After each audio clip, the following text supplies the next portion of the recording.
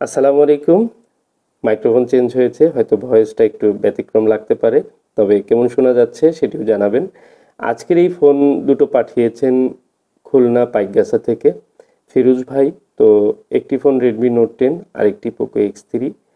প্রত্যেকটি ফোনই আসলে আমাদের জন্য নতুন কিছু অভিজ্ঞতা নিয়ে আসে, এবং কি এই ফোনগুলোতে কি ধরনের সমস্যা সেগুলো কিভাবে সমাধান করা যায়, আদৌ সমাধানযোগ্য কিনা, এবং কি সেখান থেকে আমরা বাস্তব কিছু অভিজ্ঞতাও কিন্তু অর্জন করে থাকি। তো দুটি ফোনের কোনো রেসপন্স নেই, চার্জে দিয়ে দেখলাম দুটি ফোনই চার্জ নিচ্ছে না। তো একে একে ফোন দুটো খুলবো এবং কি সেগুলো চেক করব। প্রথমে আমি পোকো X3 ফোনটি খুলছি। তো পোকো X3 এই ফোনটি কি সমস্যা রয়েছে সেটি দেখব। আর একটি মাদারবোর্ড কাজের কন্ডিশন দেখলেই বোঝা যায় কি অবস্থা। দেখুন, এখানে মাদারবোর্ডটি প্রচুর কাজ করা হয়েছে, এবং কাজের নমুনা দেখলে অনেকটাই টের পাওয়া যাচ্ছে যে কি অবস্থা।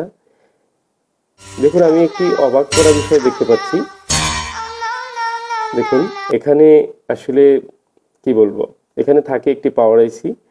তো সেটি চেঞ্জ করে সেখানে এসডিআর একটি নেটওয়ার্ক আইসি লাগানো রয়েছে। তো এসডিআর মূলত এখানে নেটওয়ার্ক আইসি যেটি থাকার কথা সেটি তো অবশ্যই আছে, এখানে আরও একটি লাগিয়ে দিয়েছে পাওয়ার আইসির জায়গায়। তো হয়তোবা পাওয়ার আইসিটি খারাপ ছিল, বা কোনো কারণে আইসিটি চেঞ্জ করা হয়েছে। তো যেটাই হোক, এই ফোনটি আসলে ঠিক হওয়ার মতো না, এবং রেজেক্ট একটি ফোন মনে হচ্ছে। সাউন্ড আইসি বা অন্যান্য জায়গাগুলোতেও কাজ করা, সিপিইউ এবং র্যাম এগুলো সব খোলা। তারপরেও আমি আইসিগুলো খুলে একটু দেখব।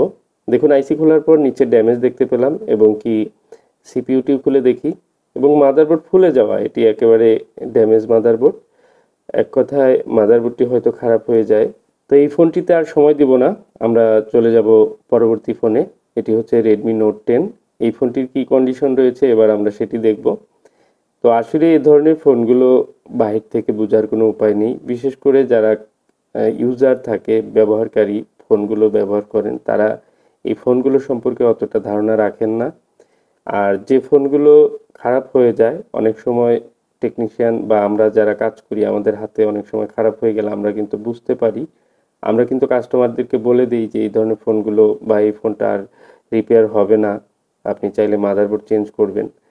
তো যে ফোনগুলো রিপেয়ার হবে না বলে দেওয়ার পরেও বারবার বিভিন্ন জায়গায় ট্রাই করেন, আসলে সেটি তার নিজেরও ভোগান্তি, এবং অন্যান্য টেকনিশিয়ান যারা সেটা নিয়ে চেষ্টা করে তাদেরও ভোগান্তি। তো দেখুন, এখানে আমি একটি জিনিস দেখতে পাচ্ছি, এই ফোনটিতে একটি রিডিং দেখতে পাচ্ছি, কিন্তু রিডিংটি আসলে 80-র ঘরে 80, 90 এরকম রিডিং, এবং আমার কাছে মনে হয়েছে সেটি অটো রিডিং। তো আমি পুরো মাদারবোর্ডটি চেক করার জন্য আগে দেখে নিলাম সিপিইউ সেকশনে কোনো কাজ করা হয়েছে কিনা, কিন্তু না। তো এখানে আমি পাওয়ার আইসির পাশে একটু টিন কাটা হয়েছে, এখানে একটি রেজিস্টর মেবি কোনো কাজ করা হয়েছে, বা এখানে কোনো জাম্পার করা হয়েছিল কিনা, তো এই বিষয়টিও দেখব। তো একটি কাজকে আমরা যখন খুঁটিনাটি সব বিষয় দেখি এবং কি সেটিকে খুঁজে বের করার চেষ্টা করি কি সমস্যা রয়েছে, সেই কাজটি কিন্তু ধীরে ধীরে কাজটি করতে হয়, এবং কি কাজই আমাদেরকে নিয়ে যায় যে আমাকে কোন পর্যায়ে গিয়ে কখন কোন কাজটি করতে হবে। তো এই ফোনটির যে প্রবলেম সেটি হচ্ছে অটো রিডিং রয়েছে, এবং রিডিংটি কিন্তু যে ধরনের রিডিং রয়েছে এটি কিন্তু কোনো হাই বুট না বা নর্মাল বুট না, এটি হচ্ছে একটি লো বুট। বাট এই ফোনটি কিন্তু পাওয়ার কিক দিয়ে নিচ্ছে না, এটি অটো রিডিং। সো আমাকে পাওয়ার সেকশনে এখানে আবার যেহেতু কাজ করা, এবং প্রচুর ময়লা আমি দেখতে পেলাম। আর এই ফোনটিতে কেন কি কাজ করা হয়েছে সেই বিষয়ে যথেষ্ট ধারণা কিন্তু কোনো কাস্টমারের হবে না, এটি যিনি কাজ করেছে বা যিনি এটি নিয়ে চেষ্টা করেছিলেন তিনি ভালো বলতে পারবেন। আপনারা দেখুন, আমার ডিসি রিডিংয়ে যেহেতু অটো পাওয়ার কনজিউম করছে, অ্যাম্পিয়ার নিচ্ছে, তো এখানে মাদারবোর্ডে একটু হলেও কিন্তু সেখানে গরম হবে যদি কোথাও কোনো অটো অ্যাম্পিয়ার নেয়। তো আমি দেখব আগে কোথায় গরম হচ্ছে, এবং পুরো মাদারবোর্ডটি এপাশ ওপাশ সব ভালো করে চেক করছি এবং আইডেন্টিফাই করার চেষ্টা করছি। তো সব ঘুরে ফিরে দেখলাম যে সেই পাওয়ার আইসিটি কিন্তু গরম হয়, পাওয়ার আইসির যে কর্নারে একটু গরম হচ্ছে, যেখানে উনি অলরেডি টিন কেটেছিলেন বা যিনি কাজ করেছেন এর আগে। কিন্তু এটি কেন করা হয়েছিল, হয়তো আগে থেকেও শর্ট থাকতে পারে, বা এ ধরনের সমস্যা কেন ছিল, কোথায় ছিল, সেটি আমরা আইডেন্টিফাই করব। আমরা এই পাওয়ার আইসিটি প্রথমে রিমুভ করে নেব এবং এই ফোনের যে সমস্যাটি সেটি সমাধান করার চেষ্টা করব। আর কোথা থেকে কিভাবে সমাধান হয় সেটিও আপনাদের সাথে শেয়ার করব। সেই সাথে আরেকটি বিষয় শেয়ার করব, সেটি হচ্ছে যে এই ফোনটি যে কাজটুকু করা হয়েছিল কেন করা হয়েছিল। তো যাই হোক, একটি ভিডিও অনেক সময় লম্বা হয়ে যায়, আবার অনেক সময় দেখা যায় আলাদা আলাদা সেগমেন্টে কাজ করতে হয় এবং যে কারণে ভিডিওর ধারাবাহিকতা অনেক সময় ঠিক থাকে না, তো মাঝখানে গ্যাপ পড়ে যায়। তো আমি এখন পাওয়ার আইসিটি রিপ্লেস করব বা এটি আগে রিমুভ করে দেখব যে আমার যে অটো রিডিং সেটি রিমুভ হয় কিনা। তো আইসিটি আমি খুব সুন্দর করে রিমুভ করলাম এবং রিমুভ করার পর আমি কিন্তু কোনো বল অ্যাটাচ হয়েছে বা কোনো ড্যামেজ হয়েছে এরকম কিছু দেখতে পাইনি। তার মানে হতে পারে যে আইসি নিজে খারাপ। তো অনেক সময় দেখা যায় কোনো লিকুইড ড্যামেজ বা কোনো ধরনের রিভলিং বা পেস্ট গিয়ে অনেক সময় প্রবলেম হয়, শর্ট হয়ে যায়। সেরকম কিছু এখানে দেখা যায়নি। তো আমি পরিষ্কার করে নিলাম। এবার নতুন একটি আইসি আমি এখানে ইনস্টল করে দেব। তো ইনস্টল করার পরই কিন্তু আমরা বুঝতে পারবো যে অটো রিডিংটি নেয় কিনা এবং আশেপাশে কোথাও কোনো শর্ট নেই, কোনো ক্যাপাসিটর শর্ট নেই। তো সাধারণত এই ধরনের শর্টিং ইস্যুগুলো আইসি থেকে হয়। তো আমি আইসি ইনস্টল করে দিচ্ছি, খুব অল্প সময়ে সমাধান করার চেষ্টা করব, প্রচুর কাজের চাপ রয়েছে।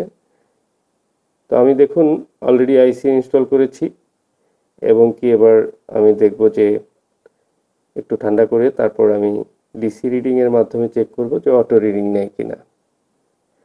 আর সিপিউর পাশে স্টিলটি লাগিয়ে রাখলাম কারণ সিপিউতে কোনো কাজ নেই এখন। দেখুন আমি ডিসি রিডিং কোনো ধরনের রিডিং দেখতে পাচ্ছি না এবং কি পাওয়ার কিক করলে রিডিং নিচ্ছে। তার মানে হচ্ছে আমার যে পাওয়ার সেকশন সেটি কমপ্লিট। আশা করি ফোনটি এবার কমপ্লিট হয়ে যাবে বা অন হয়ে যাবে। সমস্যা ছিল পাওয়ার আইসি, আর আমি চার্জার কানেক্ট করে নিয়েছি। চার্জিংয়ের লোডিং নিচ্ছে বাট খুবই কম, কারণ হচ্ছে ব্যাটারি অবশ্যই ডাউন।